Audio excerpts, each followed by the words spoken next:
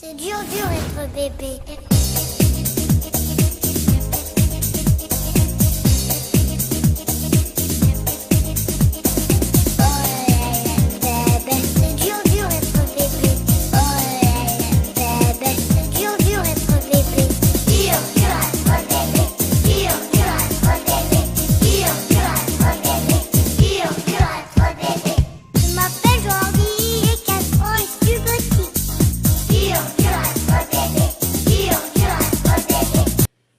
E aí pessoal, tudo bom?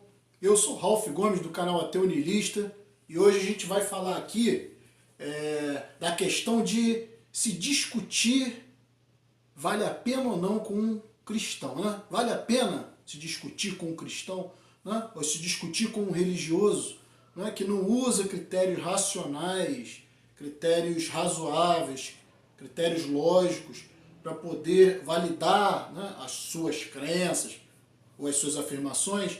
Então, tem uma frase que diz, né, uma frase que fala o seguinte, que não discuta com um imbecil, não é porque você vai ter que se rebaixar ao nível dele e vai acabar sendo vencido pela sua experiência. Né? Então, bem por aí. Né? O que acontece? O sistema religioso, né, ele faz parte, né, ele surge, né, ele se desenvolve, né, a neurologia já sabe disso, né, vários estudos recentes com ressonância magnética já identificaram regiões do cérebro, né, onde surge a atividade religiosa, as regiões que têm mais atividade no momento da reza, da oração ou da crença religiosa, né, ou do êxtase religioso. Toda essa atividade cerebral se dá mais no sistema límbico, né, que é o sistema emocional, responsável pelas emoções, né, pelos instintos, né, por essa parte mais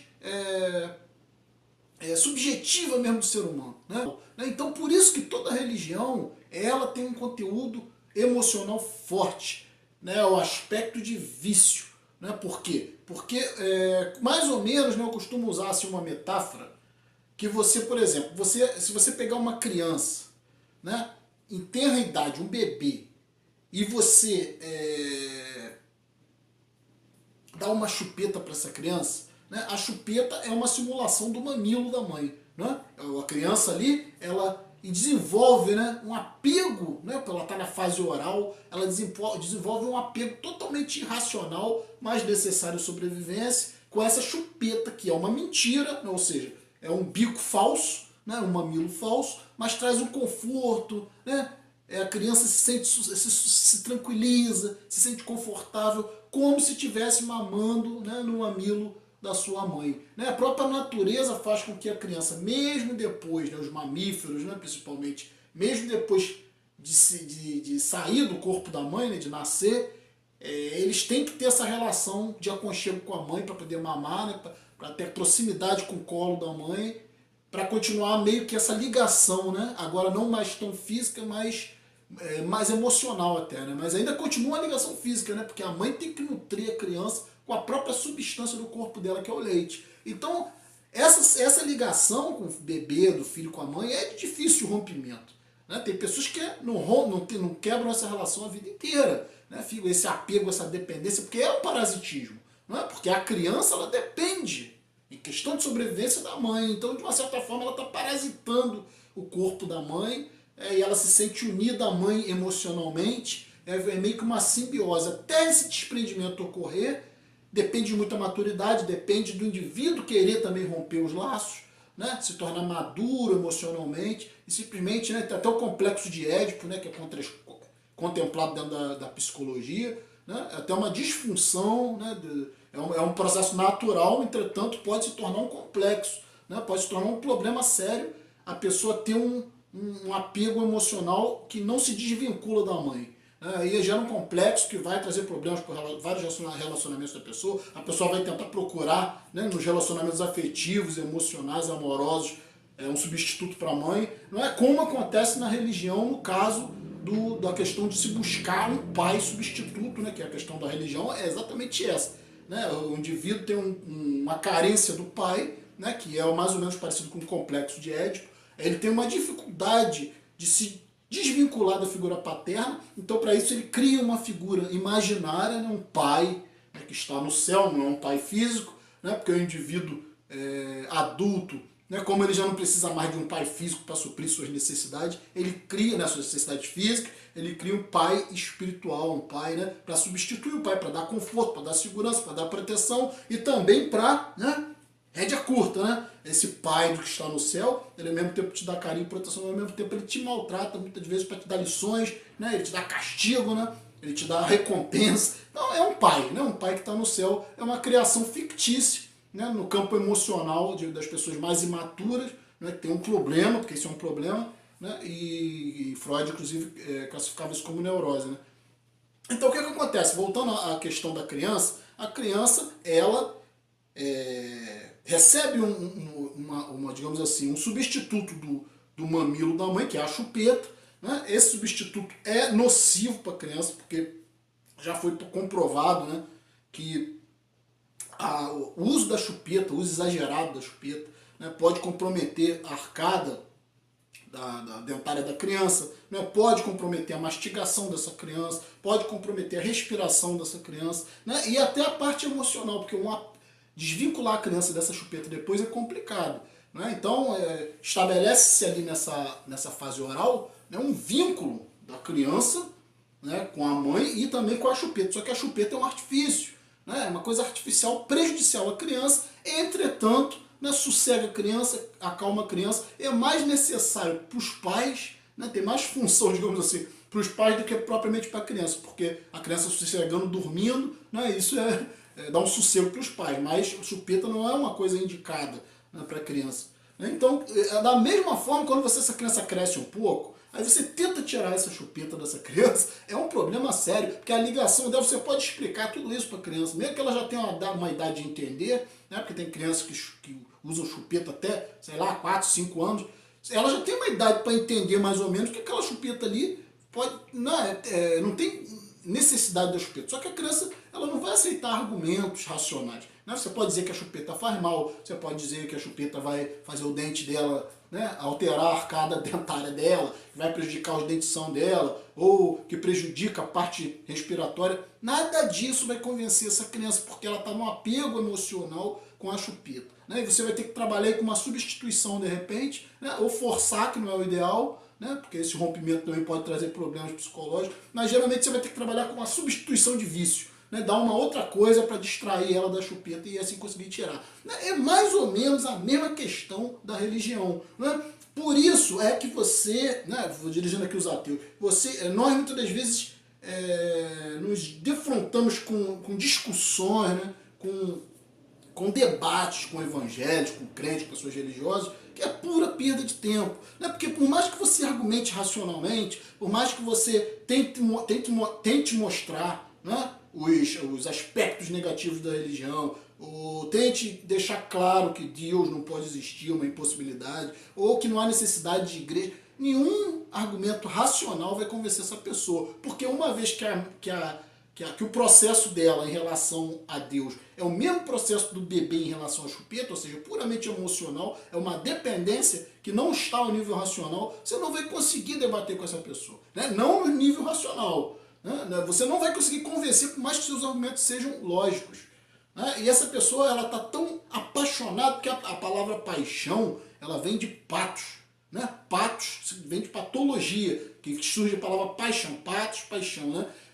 Na antiguidade, os gregos consideravam a paixão como uma doença. E posteriormente se descobriu, né, com o avanço da medicina, que isso é verdade. Né? Quando o indivíduo está apaixonado, essa emoção que ele tem, né, essa paixão que ele desenvolve por alguém ou por alguma coisa, ela está no nível emocional, no sistema límbico. E a própria palavra sistema límbico vem de quê? De limbo. Né? Porque tipo assim, não é racional, é um caos. O sistema límbico é a parte emocional instintiva do ser humano, onde estão suas emoções mais internas. Então o indivíduo apaixonado, por mais que você fale para ele que aquela pessoa não é ideal, ou mostre os defeitos daquela pessoa, não adianta, porque ele está apaixonado, né? Ele está em patologia, ele está quimicamente viciado naquele objeto. Então não vai adiantar você argumentar racionalmente com essa pessoa. Não, você, por exemplo, às vezes tem mulheres que se apaixonam por bandidos, né? Ou se apaixonam por indivíduos que batem, que podem vir a ser agressivos com ela.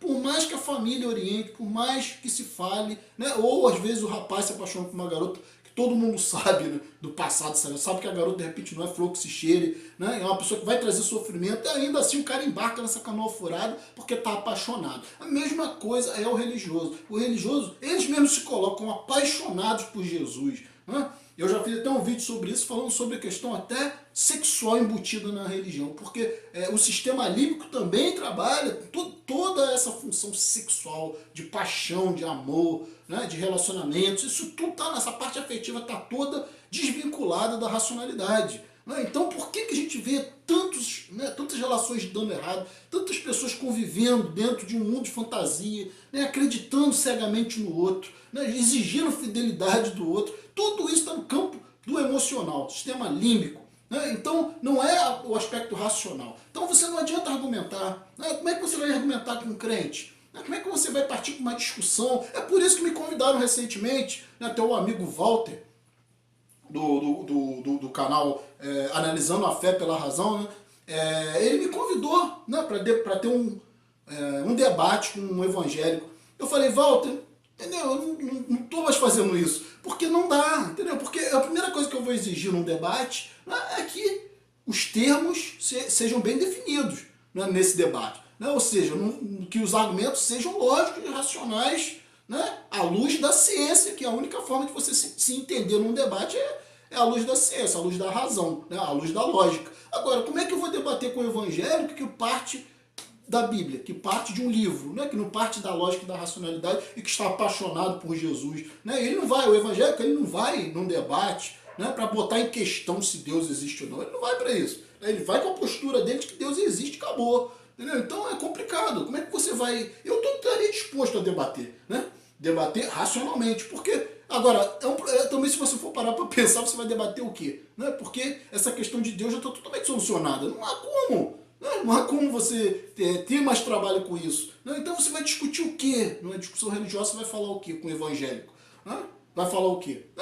É discutir, ele vai dar a posição dele diante da Bíblia, né? E você vai argumentar com um monte de elementos sólidos que a ciência já construiu a respeito da inexistência e improbabilidade total, né, de qualquer tipo de inteligência cósmica. Né? Ainda mais Bíblia nem se fala. Né? Então você vai debater o quê? O cara vai querer debater que a Bíblia é verdade porque ele está apaixonado por Jesus. Né? Ele ignora que se ele tivesse nascido na Índia, que ele ia cultuar outros deuses, que ele nem pensar em Jesus, que ele ia estar cultuando Shiva, Krishna,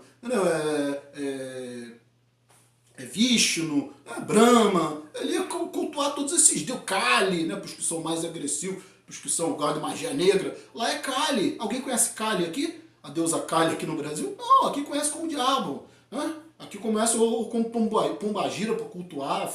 Então, cada cultura vai desenvolver a sua paixonite religiosa de uma forma. Então, não tem como você... Né? É como a ideia do consolo. Né? Até a palavra consolo, Jesus mesmo coloca na Bíblia, no futuro virá um consolador prometido. O que é um consolador? O que é um consolo? Para pensar, isso remete até a sexo. E é igual o consolo da criança é o quê? É a chupeta. A criança ainda tem idade, é chupeta. Vai tirar essa chupeta dessa criança. É uma guerra, meu amigo, é complicado. Você não vai conseguir argumentar com uma criança, né, dos prejuízos que essa chupeta traz. E ao mesmo tempo, o chupetão, né, do cristão é Jesus. Né?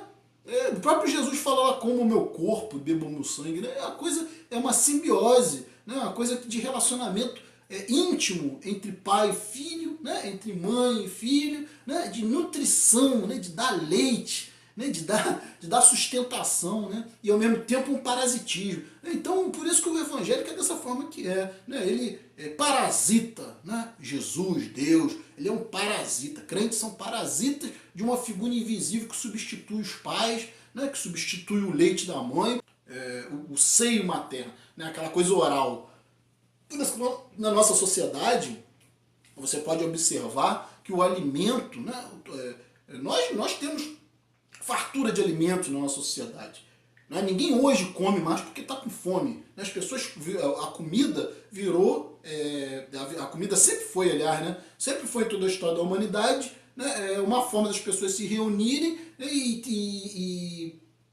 e compartilharem o alimento. Por quê? Isso também está na religião, né? Que Cristo lá parte o pão, né? distribui, vai falar como o meu corpo, né? Tudo tem a ver com esse aspecto oral do ser humano, porque a primeira fase que o ser humano experimenta, ainda no útero, é a fase oral, né? A criança já chupa o dedinho lá e quando sai, a única coisa que ele tem na cabeça é se nutrir, né? É se alimentar, é sugar, né? Sugar algo para se sustentar. Então o que acontece? Ao longo da vida, esse aspecto oral é muito importante. Você vê dentro da sociologia, né? Você vê dentro da própria antropologia, né? No estudo, né? De como o homem se desenvolveu ao longo da história, você observa esse apego do homem com o alimento, né? O apego com a comida. Você vê hoje em dia, né? Tudo é o quê? Tudo gira em torno de alimento, todas as diversões, né? Todo lugar, as pessoas estão reunidas para se nutrir, não por fome, mas é uma questão de necessidade, é uma questão emocional. A obesidade é tão comum, por quê? Porque as pessoas se alimentam em excesso, porque as pessoas usam o alimento para poder se sustentar emocionalmente, mais do que fisicamente. Por isso que tem a obesidade, a pessoa já está alimentada e mesmo assim está com fome. Então ela usa o alimento para satisfazer essa sua ansiedade. Isso é um processo, né? É um processo que muitas das vezes, no caso da obesidade, já virou um processo patológico, né, porque a pessoa está apaixonada pela comida, né, então ela não consegue, por mais que ela tente agir racionalmente em relação à comida, ela vai acabar sucumbindo àquela necessidade psicológica. Então é um desequilíbrio emocional, né, assim como a paixão é um desequilíbrio emocional, um desequilíbrio químico, né, um desequilíbrio também a nível hormonal, né, tudo isso causa um monte de doença, um monte de problema no organismo, né, desequilibra todo o sistema orgânico. Então o que acontece? A religião é exatamente isso. Né? Só que a religião, esse processo, é um processo de disfunção, né, cerebral. Porque o indivíduo chega num ponto onde ele já deveria estar raciocinando, ele já devia estar livre, né, desse parasitismo, dessa necessidade do pai, dessa necessidade da mãe, ou essa necessidade de se nutrir do outro. Né? O indivíduo adulto ele tem mais essa necessidade de estar parasitando o outro. Né? E o religioso é esse que parasita, né, um pai, né, celestial, no caso dos católicos, Maria, uma mãe. Né? Então, isso aí eu acho que ficou bem claro. Né? Então, a chupeta realmente que substitui para a criança. Né? É uma coisa negativa para a criança, né? Uma coisa que faz mal. Ainda assim, a criança utiliza essa mentira da chupeta, né, que é uma simulação do seio da mãe, do mamilo da mãe, para ter a ilusão de que está se nutrindo, né? Porque a criança fica ali chupando aquela chupeta, ela tem aquela sensação de conforto que está associada à nutrição, mas na realidade a chupeta é uma mentira, assim como a religião é uma mentira. Né? O indivíduo está se nutrindo de uma mentira altamente prejudicial. Então é difícil você discutir com um cara desse, porque o nível dele é um nível, né? Às vezes as pessoas falam comigo, poxa, né, não dá para discutir com o evangélico, né? Estou cansado, eu já não entro mais nesse tipo de discussão, não entro. Entendeu? Porque é perda de tempo. É perda de tempo. Porque o indivíduo está no nível que você não vai conseguir atingir, que é o nível de uma criança. Né? A não ser que você se rebaixe ao nível dele, como eu falei no início, né? Só que aí ele está no terreno dele, o terreno da fantasia, e ali ele vai ter todo tipo de argumentação ilógica e irracional e vai acabar te vencendo no debate. Né? Então é perda de tempo mesmo. Então, um abraço a todos, eu vou ficar por aqui, vídeo se alongar muito. Né? Então, um abraço a todos. Estamos juntos pela propagação do conhecimento. C'est dur être bébé.